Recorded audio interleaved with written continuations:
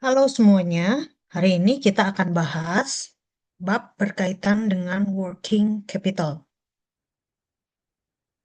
Adapun untuk hari ini, harapannya adalah para mahasiswa dapat mampu atau menjelaskan perbedaan definisi pasar modal, lalu juga memahami dua keputusan utama dalam modal kerja, lalu juga menentukan tingkat optimal aktiva lancar, menjelaskan hubungan profitabilitas, likuiditas, dan resiko, lalu mengklasifikasikan modal kerja, memahami pendekatan hedging, dan menggabungkan keputusan aset dan liabilitas. Adapun ruang lingkup adalah kita mulai dari konsep modal kerja, isu modal kerja, pendanaan aktiva lancar, dan kombinasi struktur liabilitas. Mari kita lihat konsep yang utama dari working capital. Dimulai dari net working capital yang merupakan hasil dari current asset atau yang kita kenal dengan aktiva lancar dikurangi current liabilities atau kewajiban lancar. Sedangkan gross working capital adalah the firm investment in current asset atau yang kita kenal dengan total aktiva lancar. Working capital management adalah the administration of the firm current asset and the financing needed to support current asset, atau yang kita kenal dengan pengelolaan aktiva lancar serta pembiayaannya. Di mana konsep yang utama di dalam manajemen working capital adalah likuiditas dengan profitabilitas. Keduanya penting. Oke, bagaimana kita melihat dari titik tengah ya, likuiditas dan profitabilitas, serta dari resiko dan tingkat imbal hasil atau return. Kenapa kita perlu membahas terkait dengan modal kerja?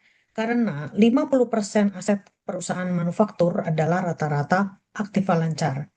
Lalu kalau kelebihannya adalah ROI yang rendah. Berikutnya adalah kewajiban lancar merupakan sumber pembiayaan utama dan perlu pengawasan harian untuk modal kerja, serta mempengaruhi resiko return dan harga saham. Nah, kita ambil contoh di sini. Misal ada 3 jenis kebijakan. Oke. Yang A, ya untuk policy A, ini adalah likuiditas tinggi. Oke, di mana kalau kita lihat di sini adalah kalau di sini aktivitas aset levelnya, ya likuiditas tinggi. Oke, dengan maksimum produksi yang sama, ya 50.000. Nah, sedangkan kalau untuk kebijakan B itu adalah sedang. Oke, di mana artinya outputnya tetap sama 50. Oke. Lalu untuk yang policy B, oke, di sini ini adalah tengah-tengah, sedang. Lalu sedangkan yang rendah, oke, kondisinya adalah semakin besar yang C ini, yang C ini adalah policy C, oke, itu adalah kondisi rendah, di mana asetnya rendah tapi outputnya tetap, gitu. Nah, kesimpulan yang kita ambil dari 3 jenis kebijakan adalah semakin besar aktiva lancar itu akan mempengaruhi likuiditas. Oke, sekali lagi, semakin besar aktiva lancar, maka semakin besar likuiditas. Yang kedua, impact-nya bagaimana dengan 3 kebijakan tersebut, gitu ya. Untuk policy A atau A di sini adalah likuiditasnya tinggi. Kalau B itu likuiditasnya rata-rata atau average, sedangkan kalau C itu adalah likuiditasnya rendah. Nah, greater current asset level generate more liquidity, all others value or factor held constant ya. Jadi kondisinya dianggap konstan, tapi yang berbeda adalah jumlah dari current assetnya. Oke. Lalu kita cek lagi gitu ya bahwa kalau menghitung dari ROI, maka laba bersih dibagi total aset. Jika aktiva turun, maka ROI-nya naik. Nah, sekarang kita lihat di sini. Ya, ROI net profit dibagi total aset.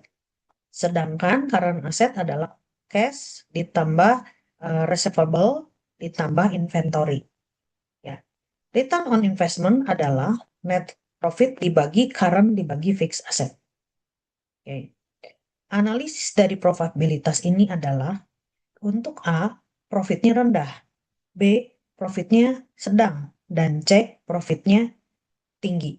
Ya, karena dia bisa mengoptimalkan aset yang digunakan dengan hasil yang sama. Nah, lalu yang berikutnya adalah bagaimana kita menganalisis ya resiko kas yang rendah dengan piutang yang rendah. Nah, kita lihat di sini untuk current asset ya atau active chart level decline turun ya. Lalu total aset akan juga decline dan ROI-nya akan naik. Oke, nah ini jadi artinya Ibu Bapak gitu ya ketika melihat sebuah kebijakan perusahaan gitu ya. Ini kan tentu macam-macam kebijakannya. Mau current asetnya tinggi atau current asetnya rendah atau yang di tengah. Nah, ini tentunya keputusannya berdasarkan para pemangku kepentingan. Nah, intinya adalah ketika resiko kas rendah, maka resiko gagal rendah. Gagal bayarnya meningkat. Lalu piutang rendah, maka bisa kehilangan pelanggan. Persediaan rendah juga stock out ya. Jadi artinya kekurangan stok. Nah, ini berarti kombinasi antara jumlah kas ya dengan persediaan yang rendah. Nah, termasuk juga kalau tidak diberikan piutang, ada kemungkinan pelanggannya akan memilih perusahaan yang akan memberikan piutang. Nah, selanjutnya bagaimana dengan resiko? Gitu ya. Decreasing cash reduce the firm ability to meet the financial obligation. Nah, jadi akan lebih banyak resiko. Okay. Stricter credit policy reduce receivable and possibility lose sales and customer.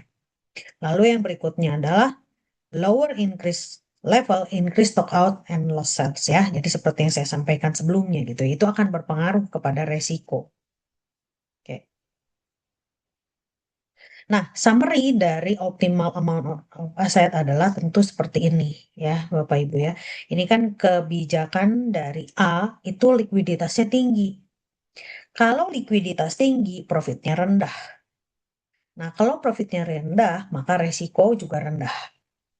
Nah, sedangkan kalau untuk B, ya, policy B atau kebijakan B, likuiditasnya average, probabilitas average, resikonya average. Nah, sedangkan untuk policy C adalah likuiditas rendah, profitability tinggi, dan resikonya tentu tinggi. High risk, high return. Low risk, low return. Nah, tentu ini yang memang logika berpikir kita, ya. Nah, mari kita lihat klasifikasi dari modal kerja, ya. Komponennya ada kas, ada surat berharga, ada piutang, receivable, ada inventory. Nah, jadi di dalam kalau kita em, mendengar atau membaca tentang working capital, maka bapak-bapak atau bapak ibu memikirkan komponen ini. Kas, surat berharga, piutang, dan persediaan. Kedua, bisa permanen, bisa temporary, ya dari sisi waktu. Nah, sekarang kita lihat untuk permanen working capital. Nah, kalau untuk permanen working capital, ini biasanya jumlah yang sudah ditentukan, ya, minimum jumlah angkanya. Nah, ini sesuai dengan kebutuhan minimum jangka panjang dan cenderung stabil. Nah, siapa yang menentukan? Ya, tentu pihak perusahaan. Ya, permanen current asset. Ya, jadi artinya minimal current asset atau aset lancarnya berapa? Dan tentu akan bertambah seiring dengan kebutuhan. Nah, yang kedua, ini adalah temporary. Jadi bisa naik turun. Ya, bisa naik turun. Bervariasi sesuai dengan musim atau seasonal. Oke. Nah, tentunya ini kalau yang hijau ini adalah yang permanen current asset ya, yang lurus ya seperti tren gitu ya. Sedangkan kalau yang Merah ini naik turun seperti gunung, lembah, begitu ya. Fluktuatif musiman, tidak tetap. Nah, untuk pembiayaan aktiva lancar itu bisa jangka pendek, bisa jangka panjang. Kalau jangka pendek bisa dengan utang dagang, ya, hari ke hari ya di dalam daily operational. Nah, sedangkan kalau untuk jangka panjang itu disebut juga non-spontaneous. Nah, biasanya dengan pinjaman jangka panjang, ya minimal menengah gitu. Nah, maka dari itu ada istilah dengan hedging ya, eh, pendekatannya gitu ya. Jadi ini adalah metode dari pembiayaan ya. Ketika gitu ya, ini kondisinya ya berbeda gitu ya, maka ada kombinasi ya, kombinasi dari kebutuhan yang tadi permanen gitu ya. Kalau permanen berarti itu sediakan senantiasa. Lalu ada yang naik turun short term ya, ini kita bisa biayai dengan short term ya, karena kan fluktuatif. Jadi nggak usah terlalu banyak, sesuai saja dengan kebutuhan. Dan yang ketiga adalah terkait dengan bagaimana untuk long term dan short termnya. Kalau yang permanen kita bisa gunakan long term. Tapi kalau untuk yang eh, naik turun, gitu ya, nah, temporary, nah kita bisa melakukan pembiayaannya dengan jangka pendek atau short term. Nah, jadi intinya adalah bagaimana mengatur, oke, pembiayaan long term ataupun short term.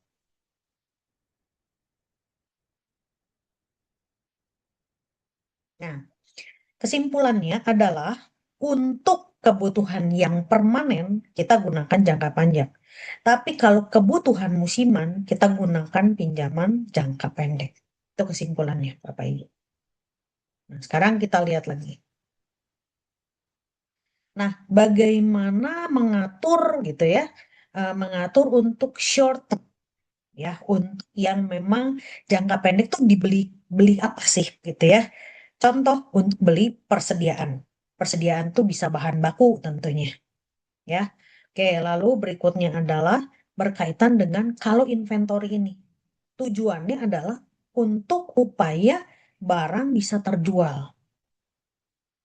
Oke, terjualnya bisa bentuk cash, bisa bentuk piutang. Oke, dengan harapan piutang cepat tertagih. Nah, tentunya harapan dari barang terjual menjadi piutang, tentu harapannya segera menjadi cash. Nah, kalau sudah dapat cash, tentu kita dari pinjaman itu ya kita bayar.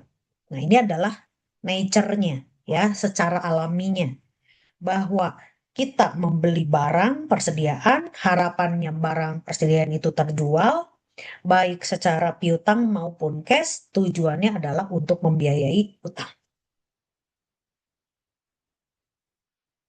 Nah, lalu juga bagaimana dengan resiko dengan biaya trade-off ya. Harapannya adalah begini. Oke, bagaimana caranya manajer keuangan ini mengatur ya long term financing benefit itu yang resikonya rendah. Lalu yang stabil, jadi less worry of refinancing short term obligation dengan less uncertainty regarding future interest cost. Lalu yang berikutnya adalah long term financing risk. Nah, kalau semakin banyak pinjaman, maka biaya makin tinggi. Kalau biaya makin tinggi, maka profit rendah. Maka kalau seorang manajer accept less expected profit in exchange to taking less risk. Nah, jadi harapannya gitu ya. Kalaupun harapan dengan profit dengan resiko. Nah, resiko dengan profit ini tentunya ya cari posisi yang di tengah ya. Oke, sesuai kebutuhan pinjam. Kalau tidak butuh pinjaman jangan. Oke, karena bisa untuk mengurangi resiko. Nah, lalu juga kalau dengan cara yang konservatif, ya, perusahaan dapat mengurangi resiko dengan meminjam jangka pendek, ya. Nah, lalu juga, nah ini ya, eh, nah terus juga menggunakan proporsi yang memang long term financing kalau mempertimbangkan resiko yang lebih rendah, ya. Nah, terus coba kita lihat apa sih gitu ya kalau perbandingan dengan agresif. Nah, kalau agresif, financing long term dibutuhkan dengan biaya bunga yang rendah, ya. Nah, minjam kalau butuh. Oke. Sedangkan kalau short term financial ini refinancing short term obligation in the future, uncertain future interest cost. Nah, untuk mengurangi resiko tinggi dan ketidakpastian. Maka manager accept greater expected profit in exchange to taking greater risk ya. Jadi kalau bagian dari agresif tentunya manajer lebih berani profit yang tinggi menghasilkan juga resiko yang tinggi. Ya. Nah, jadi kalau di sini ya kita lihat dari gambar, firm increase risk associated with short-term borrowing by using a larger portion of short-term financing. Oke ya, jadi artinya dia menggunakan short-term financing. Semuanya pakai short-term financing. Dibandingkan kalau yang metode sebelumnya ada sebagian pakai long-term. Oke. Nah, summary-nya bagaimana Bapak Ibu ya, ringkasannya gitu ya. Nah, di sini kita lihat kalau yang di bawah ini adalah aset maturity. Sedangkan kalau yang ke samping itu adalah financing maturity. Nah, kalau kita gunakan yang temporary short term, oke, maka financing maturity-nya ini adalah moderate, resiko dengan profitability-nya. Lalu kalau pakai short term temporary dengan financingnya adalah long term, itu berarti resiko profitability rendah. Nah, kebalikan kalau aset maturity-nya untuk long term ya, permanen gitu ya, dengan financing yang short term berarti mengambil resikonya tinggi. Oke. Sedangkan kalau long term digunakan financingnya long term ya berarti moderate. Nah, disarankan ya moderate ya, Bapak Ibu atau Bapak-bapak sekalian gitu ya. Nah, tetapi kalaupun misalnya dari pemangku kepentingan ada kebutuhan tertentu, ya silahkan. Ya, itu kembali kepada penentuan pada pemangku kepentingan. Oke. Nah, lalu bagaimana kalau kombinasi? Ya, kombinasi.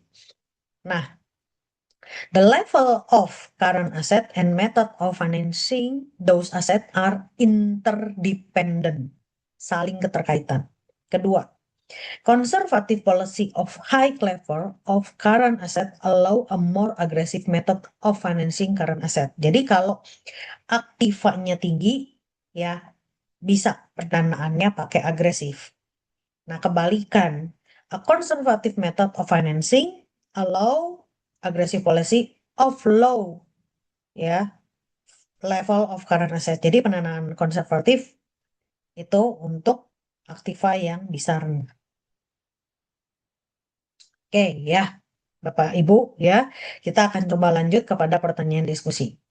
Apa faktor penyebab bila ditemukan ya di dalam perusahaan penjualan tinggi tapi kasnya rendah?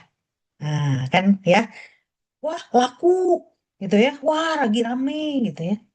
Tapi pas dilihat kok kasnya rendah. Kira-kira kenapa? Oke, coba ya dipikirkan. Jadi faktor-faktor penyebab bila di dalam perusahaan penjualannya tinggi, namun kasnya rendah. Nah, ini ada kemungkinan dari manajemen working capitalnya yang bermasalah. Nah, ada beberapa sebab ya, Bapak Ibu, mari kita lihat. Satu, bisa jadi piutang tinggi, ya. Penjualannya kan naik tuh ya, rame, tokonya rame, oh pabriknya rame, banyak pesanan.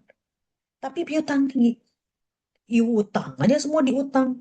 Jadi nggak ada cash, itu kemungkinan. Ya, jadi kalau bapak-bapak atau ibu nanti coba lihat gitu ya di laporannya, piutangnya gimana, bayarnya kapan. Nah, gitu ya. Kedua, persediaannya terlalu berlebih. Jadi bisa jadi si modal kerja di persediaannya sangat tinggi. Oke ya. Jadi penjualan banyak, tapi persediaan juga banyak gitu. Oke. Dan yang ketiga, kebijakan kredit longgar. Nah, bisa jadi nggak ketat di dalam pengelolaan piutangnya gitu. Oke, dikasih waktu seminggu atau sebulan. Eh, nggak taunya udah 2 bulan nggak dibayar-bayar, diantepin gitu. Nah, ini berbahaya kalau dibiarkan. Nah, bisa jadi hal-hal yang lain juga ya berpengaruh gitu ya. Oke, penjualan banyak ya, barang persediaannya terlalu banyak atau yang lain nih ya. Oke, ini 3 hal yang bisa didiskusikan lebih lanjut. Nah, sekarang kita coba hitung ya, ada perhitungan dari cash conversion cycle, yaitu adalah mengukur waktu yang dibutuhkan perusahaan untuk mengubah inventaris menjadi aset setelah penjualan. Nah, itu kan jadi kasusnya tadi ya, penjualannya banyak gitu ya, tapi kasnya tidak ada. Oke, yuk kita lihatnya dari sini. Bapak Ibu, ini rumusnya sederhana ya. Cash conversion cycle yaitu adalah days inventory outstanding dikurangi days sales outstanding dan dikurangi day payable outstanding. Ya, persediaan tambah piutang dikurangi utang. Oke. Kalau sisi-sisinya rendah atau negatif menunjukkan efisiensi tinggi. Nah, gitu. Contoh, perusahaan memiliki siklus kas sangat efisien karena pelanggan membayar tunai, sementara perusahaan membayar pemasok dalam jangka waktu lebih lama. Day inventory outstandingnya 60 hari. Bahan baku disimpan. Lalu day sales outstanding 5 hari. Pembayaran tunai, instan dari customer. Ya ini kenapa 5 ya, mungkin juga bisa bayarnya pakai eh, cash, tunai langsung dapat, debit bisa langsung masuk, tapi bisa jadi ya ada proses-proses perbankan. Makanya dia hitungnya 5 hari. Lalu day payback, payable outstanding 75 hari. Bayar ke pemasoknya yang lama. Nah, maka gimana? Ya, 30 hari persediaan barang dagang, sorry, maka hasilnya adalah 60 ditambah 5 dikurangi 75, minus 10 hari. Artinya, kalau sisinya negatif, perusahaan menerima uang tunai dari pelanggan 10 hari sebelum mereka harus bayar pemasok. Ini sangat baik buat likuiditas. Nah, jadi kalau perusahaan-perusahaan kayak gini bagus Bapak Ibu. Kita dapatnya tunai dari perusahaan, dari customer ya, pelanggan gitu ya. Tapi kita bayar pemasoknya belakangan. Nah, coba kita lihat lagi. Kalau perusahaan dagang kayak gini ya, persediaan barang dagang 30 hari, piutang dari pelanggan 30 hari, pembayaran ke pemasok 15 hari. Nah, dengan rumus yang sama, 30 tambah 20 minus 15, dapat 35.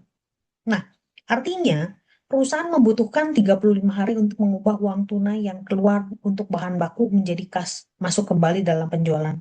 Nah, nah kalau kondisi ini jadi kurang baik, Bapak Ibu ya, kalau misalnya semakin besar. Oke, ya.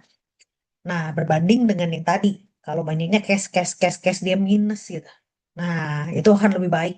Nah, tentunya ini perbandingannya adalah ketika sisi-sisinya lebih kecil, makin baik.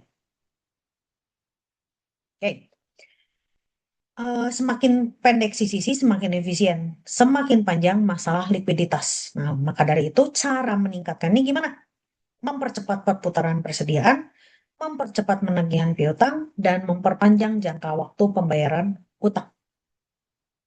Oke, nah ingat lagi Bapak Ibu ya, untuk supaya working capital manajemennya lebih baik, kita harus cek ya dari working capital cycle. Cash untuk membeli inventory. Inventory dengan harapan ada sales ya. Salesnya ini bisa dari piutang maupun cash. Nah, tentunya dari sini berproses ya. Jadi dari cash menjadi cash kembali. Nah, itulah untuk materi hari ini. Kita sudah bahas tentang konsep modal kerja, lalu pendanaan aktiva lancar itu seperti apa gitu ya, bisa dengan temporary ataupun permanen, bisa juga penggunaannya dengan short financing maupun dengan long term financing, oke? Dan masih ingat ya, untuk aktiva lancar dan pendanaan itu sangat berkaitan, dan itu karena berpengaruh kepada profit dan juga risiko. Dan bagaimana juga ada kombinasi strategi, ya, low risk, high risk, lalu juga ada yang moderate. Nah, aktiva tinggi bisa pendanaan agresif, sedangkan pendanaan konservatif bisa aktiva lebih rendah. Dan terakhir, kita sudah membahas berkaitan dengan CCC dan WCC. Nah, oke, itu pembicaraan kita terkait dengan modal kerja atau working capital. Demikian untuk pertemuan pada hari ini. Terima kasih.